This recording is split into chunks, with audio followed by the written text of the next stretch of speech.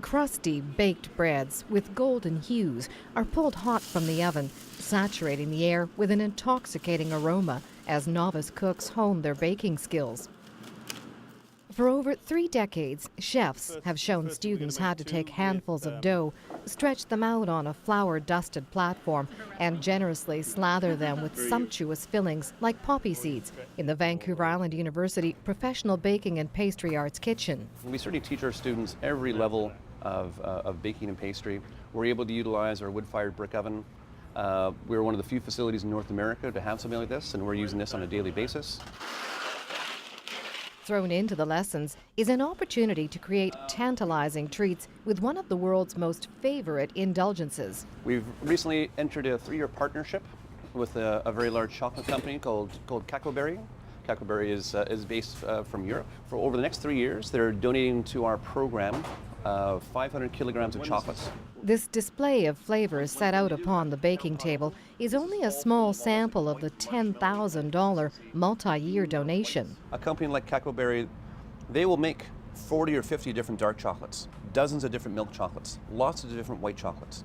And each of these chocolates are really distinctive and have their own unique personality. This is just a small sample. I was very much like a kid in a candy store. They said, choose whatever chocolate you wish. The European chocolatiere is supplementing the endowment with some training for both students and instructors. Obviously, we talk about the chocolate arts, the artistic aspect of it, but there's a real scientific process. There's a real process of understanding why things work. And that certainly just ties into what we teach in this program in general. The top 3 ingredients for a quality chocolate is going to be cocoa liquor, cocoa butter, and sugar.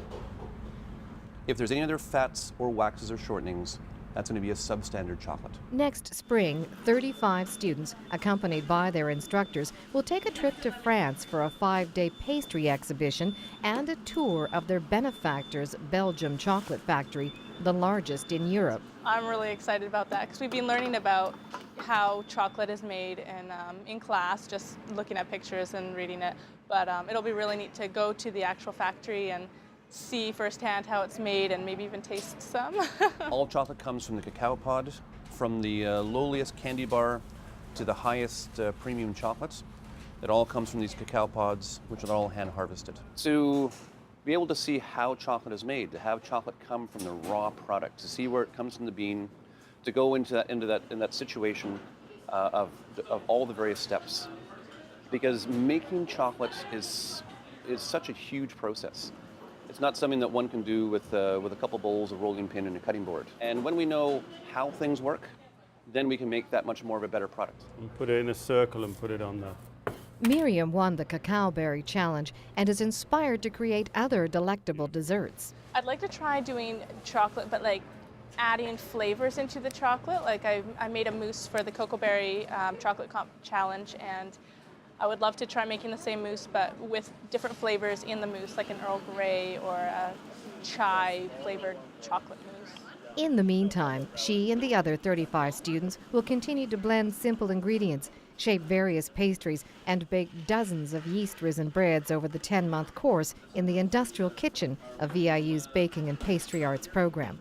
I'm Annette Lucas.